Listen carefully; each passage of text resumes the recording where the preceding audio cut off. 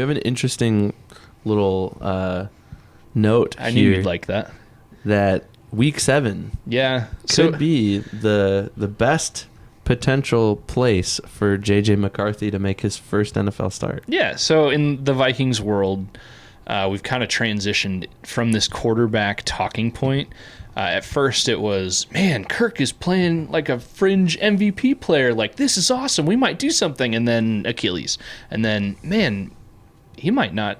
They got to re-sign him, right? Like, they might draft a guy, but they got to sign Kirk. And then he signs with the Falcons. And then it was full force. Okay, we've got Sam Darnold as a bridge, but then they have to trade the farm to get up to 3 to get Drake May or JJ McCarthy. And that was the talking point for a while until, of course, the draft. And here comes JJ. And now I think the talking point is, when does JJ start? Because I think it's understood JJ probably, he's not QB1 right now, and I don't think he should be. And I think we both have our own opinions on when he should start and when he could start. I think you let Sam Darnold ride until not only Sam Darnold, not just when he loses the job, because if Sam Darnold loses the job before JJ is ready, then you got to throw Nick Mullins or whoever else is in there as a patchwork QB. But I think JJ shouldn't start until he's ready. But one nice little built-in spot in the season is after week 5, the London game. After that, you get your bye in week 6.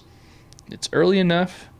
Maybe the sky hasn't started falling yet on the season, but if Sam Darnold hasn't proven to be good enough to keep the job, and if JJ has proven to be good enough to get an opportunity, I think that week 7 game after the bye is a built-in perfect, not too early, but early enough spot for JJ to get his first start. And it's all the better if TJ Hawkinson is healthy and ready to go that game. So that could be a fun week against the Lions that week. I'm going to make a hot take, and anytime I make a hot take, I'm excited. Usually crashes and burns. You're going to hit sometime, right? But it's all right. I don't care. I got nothing to lose. You can rip me apart in the comments. You won't offend me. I think JJ should start week 1. And if I'm in that camp. If he's ready, if he wins the job, absolutely. I don't want him to start until he wins the job. That's my stance. And if that's week 1, awesome.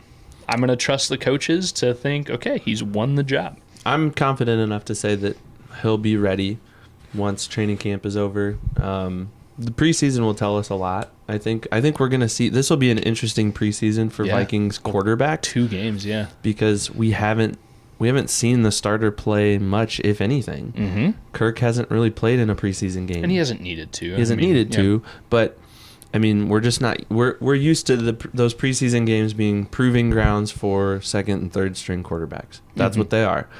Like, all right, go out and win the second string job, or go out and win that third string job, or you're not good enough. We're gonna put you on the practice squad, or nope, sorry, you're cut, you're done. And every position's backup or the number 2 at that position is extremely important. I think we saw it firsthand that QB2 is a very important position. Yes. We saw it last year when Kirk went down. So for sure. Yeah. I think we can both agree that we want JJ to start early and as early as possible. I think I'm just willing to let this season be a fun one to not care much about if they don't win a ton of games, and just to watch the progression for hopefully JJ to flourish into a good quarterback without having to be thrown to the wolves way too early.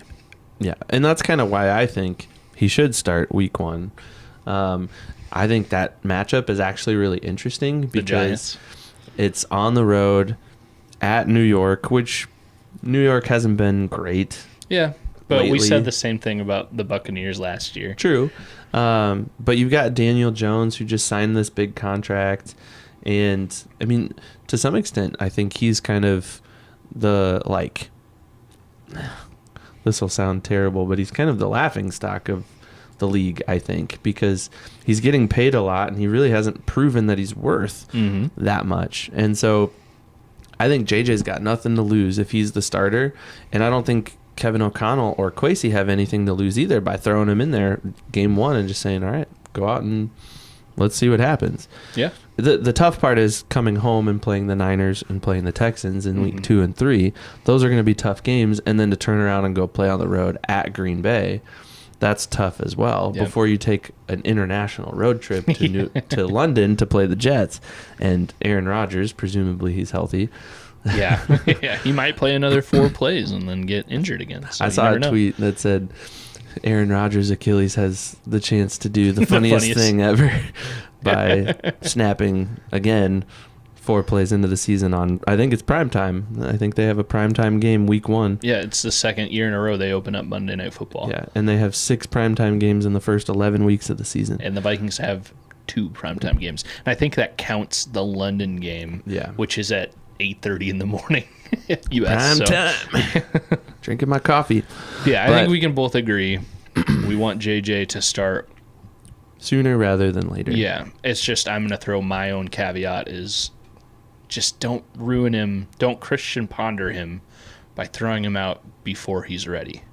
If you think he can be good, you'll let him cook. And if he never wins the job, at some point you got to throw him out just to see what happens. But yeah, I don't know. I don't think there's ever going to be a perfect time. This week 7 to me seems like a good opportunity.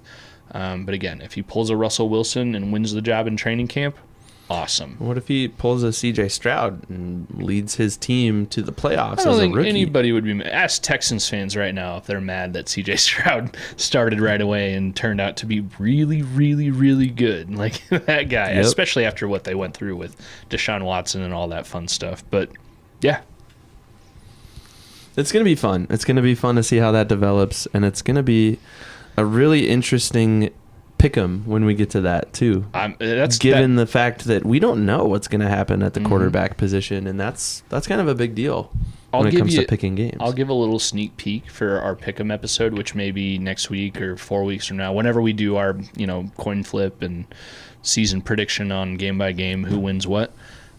I'm probably a lot higher on what I think the Vikings can do than a lot of other people in Vikings fanhood right now. I think they can do some stuff. You're riding the wave of optimism. I'm optimistic. Is this the same Austin that picked the games last year?